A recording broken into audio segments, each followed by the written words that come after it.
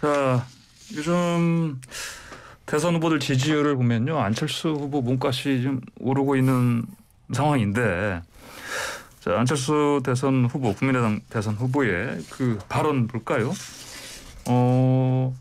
자, 거대 양당을 겨냥한 발언인데, 그 서로 정권 교체를 했다고 하는데, 지나고 보면은 뭐 정권 교대하는 것이 아니라 적폐 교대했다 비판했습니다. 이 발언 어떻게들 보시는지 먼저 장경태 의원님. 일단 아무래도 이 김영호 의장님 말씀을 전 국회의장님 말씀을 좀 빌리지 않을 수가 없는데요. 예. 이 윤석열 후보께서 뭐 국민의힘 소속입니다. 김영호 의장님은. 네. 김윤석열 후보께서 정계 진출 6개월 만에 후보 선출 2개월 만에 국민들의 기대를 절망과 실망으로 바꾸었다라고 표현을 하셨. 블로그에 예, 블로그에 올리셨더라고요. 근데 아마 그 부분 아니겠습니까? 이제 여러 가지 지금 후보 지지율보다 정권 교체율이 높고 정권 교체율보다 후보 교체 여론이 높은 것 아니겠습니까? 그러니까 결국 이 여러 가지 그 소위 좋은 상황에서도 아무래도 집권 여당은 또 이 여러 가지 코로나 위기 등으로 인한 이 저희가 뭐 부족하고 미흡한 부분에 대한 책임도 당연히 함께 짊어지고 가야 됩니다만 정말 아무런 책임질 게 없는 분이 이렇게 순식간에라는 표현이 가능할까요? 순식간에 실망으로 만드는 점들이 참으로 안타깝다. 뭐 여러 가지 뭐 청약 통장도 모르시면서 어떻게 부동산 정책을 논할 수 있으며 구직 앱도 모르는데 어떻게 일자리 얘기하겠습니까? 사실 아무튼 뭐 일일이 제가 뭐 거론하진 않겠지만 그런 점에서 이 안철수 후보가 오히려 주목받고 있는 것 같고요. 예. 실제로 지금 안철수 후보가 지금 3번의 이 패싱 과정을 겪으면서 작년에 국민의당이 이 비례정당으로 스스로 전락하면서 미래통합당을 지원했고 이번 4.7 재보궐선거에서도 사실 유력 야권 서울시장 후보였습니다. 그럼에도 불구하고 단일화에 적극적으로 응했고요. 당내당 통합 과정에서도 뭐 여러 부분 여러 방면에서 양보하셨던 걸로 알고 있는데 어찌되었건 그럼에도 불구하고 국민의힘은 이 독자적인 이 집권이 가능하다. 안철수 필요 없다라는 식으로 대응했거든요. 그러다 보니까 당연히 이 안철수 후보 입장에서 대표 입장에서는 뭐 민주당이든 국민의힘든 둘 다 적폐다라고 이 주장할 수밖에 없고 그런 비판의 이 뼈아픈 대목은 뭐 저희라기보다는 국민의힘이 좀 더 아프게 생각하셔야 될 것 같습니다. 예, 장현철 후보자님, 안 후보 그 단일화 가능성 계속해서 뭐 일축하고 있습니다. 뭐 그냥 혼자 계속 가서 정권 교체하겠다 이런 얘기를 하는데 이분의 발언. 어떻게 보시는지. 그리고 사실 이준석 대표가 그런 얘기했지 않습니까? 사실 뭐 단일화 이걸 뭐 좀 지지율 올라간다고 해서 갑자기 뭐 전략을 바꾸면 되겠느냐 이런 얘기하고 계속해서 2030 이쪽 표심 그리고 뭐 세대 포용이라고 하나요? 그런 방식으로 해서 표심 가져오는 거 이게 이쪽이 집중한다 이런 얘기를 하는데. 자, 이런 상황 어떻게 보시는지요? 저는 우선 이 안철수 대표의 약진 이야기를 하면서도 이미 해명이 다 된 윤석열 후보 이야기를 또 끄집어내서 비난하는 우리 장경태 의원을 보면서 거대 양당의 이런 행태가 비판받을 만하다. 그래서 안철수 후보가 괜히 뜨는 게 아니구나라는 자기 반성을 조금 하게 되는 것 같고요. 일단 저는 지난 8월부터 안철수 후보가 이 대선의 주요 키로 부상할 것이라고 예상을 했었기 때문에 최근에 약진이 놀랍지는 않습니다. 그리고 이 정권 교체라는 대의를 위해서 결국에는 이 단일화를 위한 여러 가지 논의가 1월 이후에는 활발해질 것이라고 보는데 한 가지 전제 조건이 있죠. 비전 없는 단일화가 아니라 비전 있는 시너지 효과를 낼 수 있는 단일화가 전제되어야 한다고 생각합니다. 그리고 그 안철수 후보 입장에서도 만약 단일화 논의를 하게 된다면 그 대상은 당연히 민주당이 아니라 국민의힘이겠죠. 지금 이제 와서 안철수 후보와 뭐 연대 가능성을 이야기하는 송영길 대표나 이재명 후보가 안철수 후보 입장에서는 얼마나 쉽게 말해 얄밉겠습니까? 그러니까 우리가 지난 정치의 역사를 조금만 안다면 안철수 후보가 국민의힘에 쌓인 감정이 많을까요? 민주당에 쌓인 감정이 많을까요? 당연히 후자라는 건 어린아이도 알 수 있는 대목인 것이고요. 그런데 여기서 제가 말씀드린 비전 있는 단일화, 시너지 효과를 낼 수 있는 단일화는 단순히 안철수 후보의 지지율이 조금 오르고 또 국민의힘이 최근에 여러 국민들로부터 질책을 받아서 하는 단일화가 아니라 선명한 비전 경쟁 끝에서 국민들이 납득할 수 있는 고개를 끄덕일 수 있는 기대를 모을 수 있는 그런 단일화가 전제되어야 한다. 그리고 지금 윤석열 후보를 지지하던 분들이 최근 들어서 이재명 후보 측으로 지지 의사를 옮긴 것이 아니라 일부는 모른 무응답으로 그리고 일부는 안철수 후보에게로 가고 있는 양상들이 분명히 나타나고 있기 때문에 윤석열 후보와 국민의힘 선대 입장에서는 지지세가 흩어진 그분들을 다시 윤석열 후보에게 마음을 되돌리도록 하는 그 일을 일을 정말 1월 한 달 동안 치열하게 해낸 이후에 예. 어느 정도 성공적인 성과를 보고 나서 안철수 후보를 진지한 정권 교체 상대로 파트너로 바라보면서 단일화 이야기를 해야지 지금처럼 어려운 국면에서 상황이 어려워졌으니까 단일화 합시다. 이건 저는 순서에 맞지 않다고 생각하고요. 예. 궁극적으로는 정권 교체를 위해서 단일화가 필요하다는 입장이지만 그 선결 과제로 윤석열 후보가 더 많은 국민들 그리고 원래는 윤 후보를 지지하다가 안 후보 쪽으로 살짝 움직이기 시작한 국민들을 다시 설득하는 것이 전제 조건이라고 생각을 합니다. 예, 자 그러면은 장혜태 의원님, 이 대표가요 이재명 후보한테 말기술 의존한다, 뭐 말하고 처리하기도 한다 이렇게 평가하던데 이제 새해부터 청년층한테 또 이런 상황이지만은 뭐 월세 공제 뭐 얘기를 했고요. 어떤 상황입니까? 일단 뭐 윤석열 캠프 선대위가 저렇게 일관된 입장과 태도를 견지해 주셔서 감사합니다. 뭐 여러 가지 이 가난하고 못 배우면 자유가 뭔지도 모르고 필요성도 못 느낀다라고 하셨는데 또 80년대의 민주화는 외국에서 수입된 민주화다라고 하셨죠. 본인이 없어져야 될 당이라고 하셨으면서 없어져야 될 당의 이 대통령 후보가 되셨는데 또 민주당에 못 와서 부득이하게 국민의당에 어쩔 수 없이 갔다고 하셨는데 어찌되었건 남 탓할 게 아니라 전 자기 탓 하셔야 된다고 봅니다. 그러니까 본인이 바뀌지 않으면 지금 이렇게 장혜찬 본부장께서 방송에 나와서 열심히 윤석열 후보를 커버하고 계신데 가장 중요한 건 라디오 지금 출연 한 번도 안 하지 않았습니까? 윤석열 후보. 제발 좀 이 새시대위원회인가요? 거기서 녹화된 편집된 방송만 하지 마시고 예. 정말 이런 생방송 나와서 열심히 선거운동은 대통령 후보 자기 자신이 해야 됩니다. 누가 다른 사람이 도와줄 수 있는 게 아니고요. 예. 어찌됐건 전 윤석열 덕분에라고 좀 표현 드리고 싶고요. 이 대표의 표현도 뭐 당연히 여러 가지 이 상대 당 후보에 대한 정치 공세할 수 있다고 봅니다. 그러니까 이 이재명 후보께서 여러 가지 지금 이 부동산 정책에 대한 완화라든지 여러 가지 이 정책적 변환 등을 말씀하고 계시기 때문에 전 정치인의 반성과 성찰 그리고 변화 그리고 그런 의지 매우 중요하다고 보고요.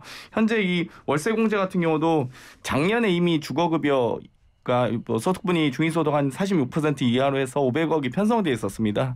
올해도 사실 월세 지원 제도를 확대하려고 했는데 지금 예결위에서 다 지금 국민의힘이 전액 삭감했거든요. 그러니까 현재 지금 전세에 난이 있는 이유는 전세 지원 제도에 대해서는 많이 이미 대출 제도부터 해서 많은 지원 제도가 있는데 월세 지원 제도는 아직 우리나라가 없습니다. 그렇기 때문에 월세로 지금 전환되는 그러니까 뭐 전 세계적으로 전세라는 제도가 우리나라밖에 거의 유일하긴 하지만 어찌되건 월세로 전환하는 과정이 정책적 지원도 분명히 같이 가져가야 이 시장의 어떤 흐름도 변화시킬 수 있는데 예. 이런 이 제도들은 하나도 고민하지 않으면서 어떻게 집값을 잡겠다고 그러시는지 어찌되건 뭐 예, 참 안타깝습니다. 네. 알겠습니다.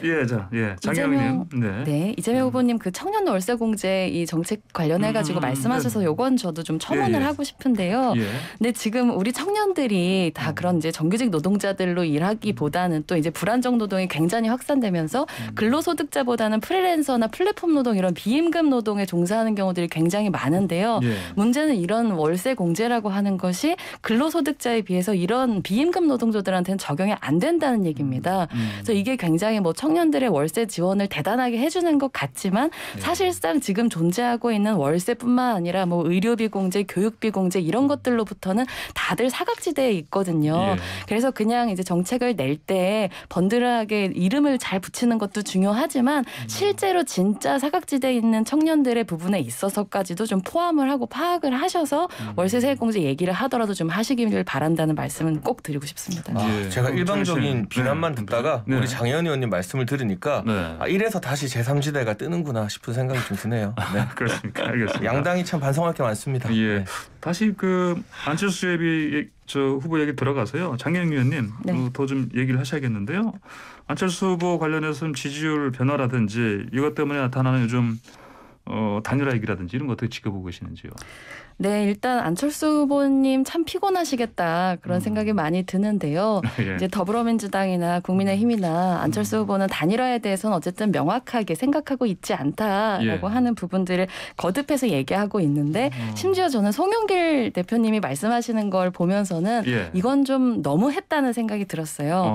왜냐하면 2017년에 문재인 정부 출범하고 나서 그때 송영길 대표 말씀하셨던 게 국민의당하고의 연정의 조건으로 안철수 후보 정계 은퇴해야 된다 이런 얘기하셨던 분이거든요. 근데 이런 내용들에 대해서 어떤 종류의 사과가 있었는지는 모르겠는데 그런 발언을 하셨던 분이 갑자기 안철수 후보를 매우 올려치면서 요즘 말로 그러면서 이제 단일화를 해야 된다는 식의 뉘앙스를 흘리시는 것은 참 후보 입장에서는 굉장히 좀 기분이 나쁘시지 않을까라는 생각이 들고 또 이제 시너지 있는 단일화 뭐 이런 말씀 장해찬 본부장님 해주셨지만 어쨌든 이제 단일화 가능성 굉장히 일축하셨던 이제 후보님이 계신 상황에서 자꾸 이제 공개적으로 이런 말씀을 하시는 것이 또 후보 입장에서는 전혀 반갑지는 않을 거다라고 생각을 합니다.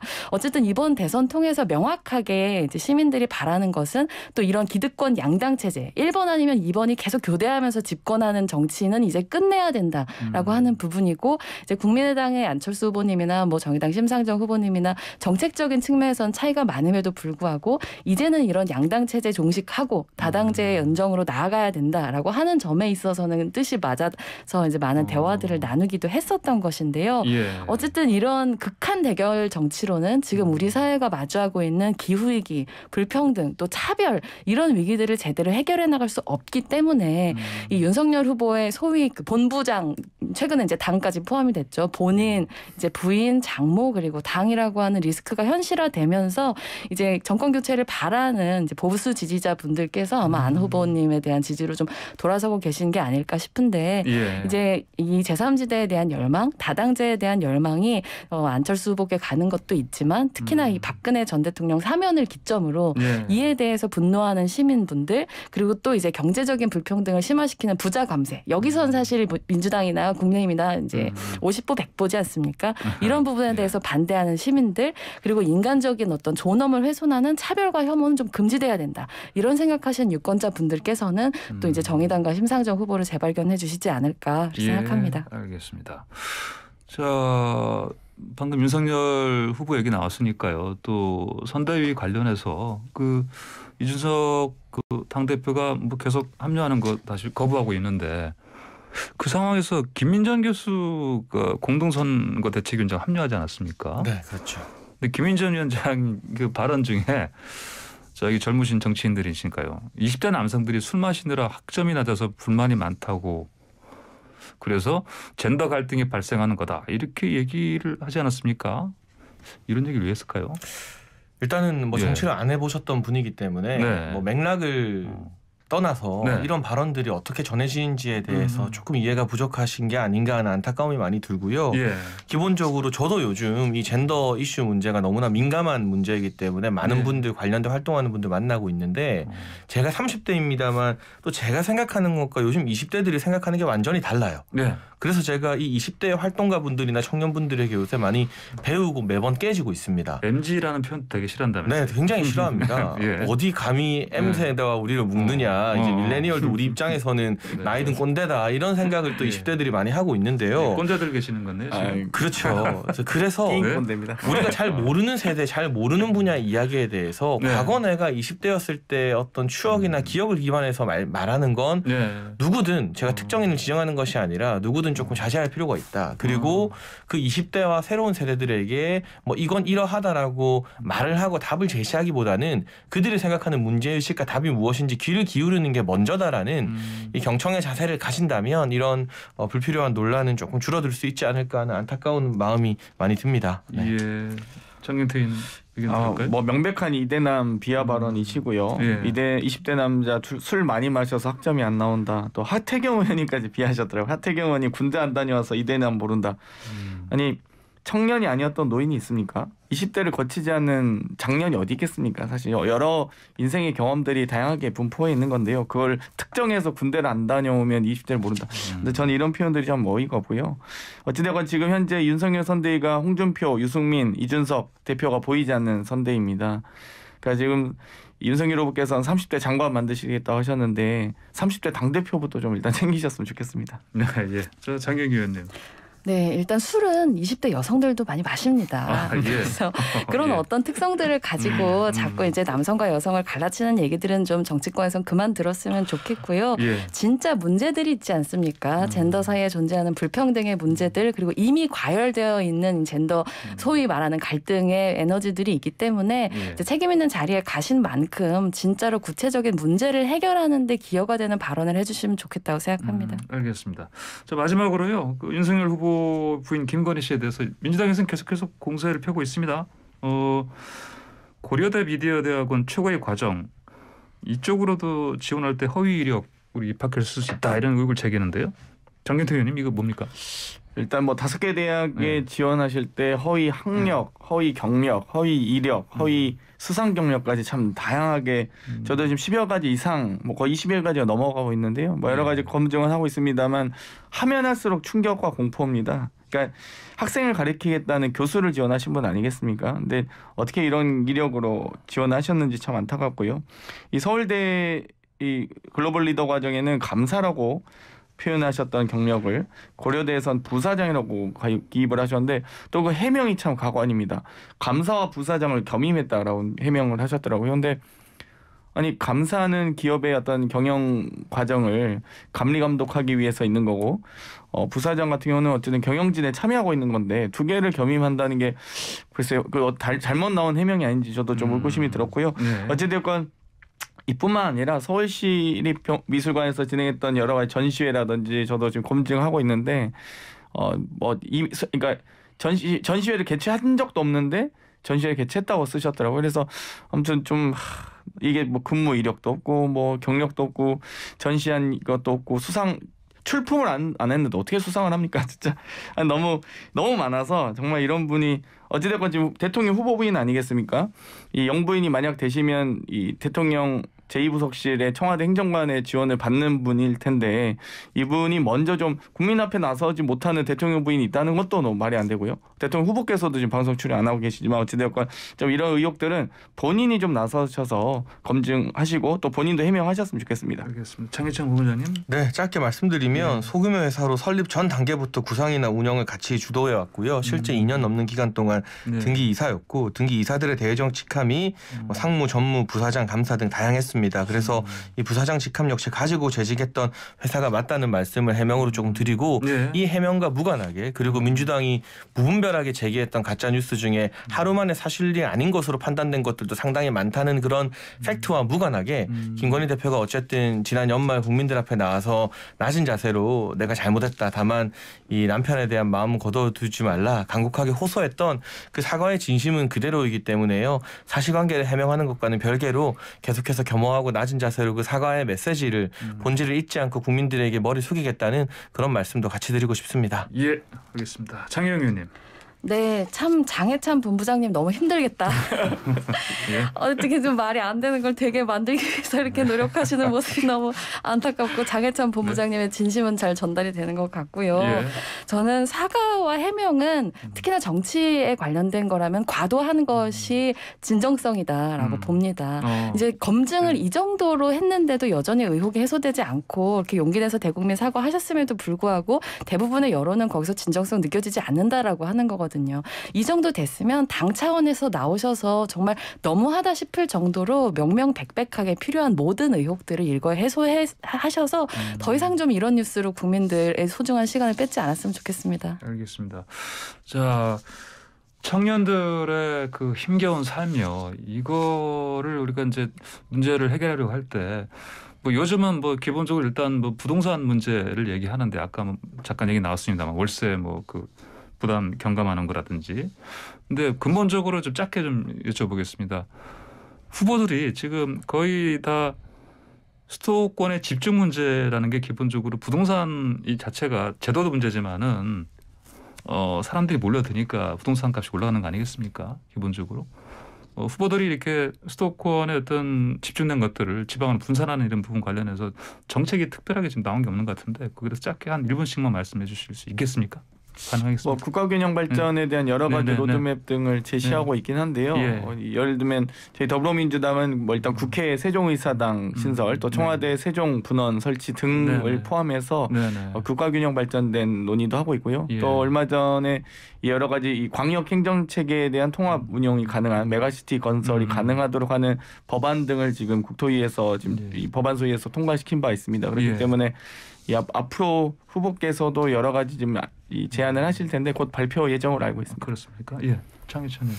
네, 윤석열 후보 같은 경우도 충청과 세종을 찾아서 이게 세종시 같은 경우는 행정 수도로서의 역할을 제대로 할 수 있도록 지금은 사실 반쪽짜리라는 말이 나오고 있잖아요. 그런 어떤 이 권한의 실질적인 이양에 대해서 분명히 이 국민들께 약속을 한 바가 있고요. 단순히 뭐 세종으로 국회 기능이나 행정 기능이 이양되는 것뿐만 아니라 각 지역에서 고유의 거점 산업이 살아나야 한다는 것이 윤석열 후보의 일관된 입장이기 때문에 예를 들면 광주 같은 경우는 방문할 때마다 거의 빼놓지 않은 거기에 있는 AI 아카데미를 찾습니다. 그런 식으로 각 지역에서 대체 어떤 산업이 새로운 미래 먹거리가 될 수 있는가. 정부에서 일방적으로 공공기관을 나눠주는 것만으로는 한계가 분명하기 때문에 지역 거점 산업을 민간에서 개발해서 국토 균형 발전을 이루게 한다는 것이 윤석열 후보와 국민의힘 선대위의 철학이고 방향입니다. 예, 알겠습니다. 자, 마지막으로 장혜영 의원님 말씀 듣고 마무리해야 되겠습니다. 네, 먼저 윤석열 후보님이 지방소멸 관련해서 관심 있으시다고 하니까 제가 약간 놀라운데요.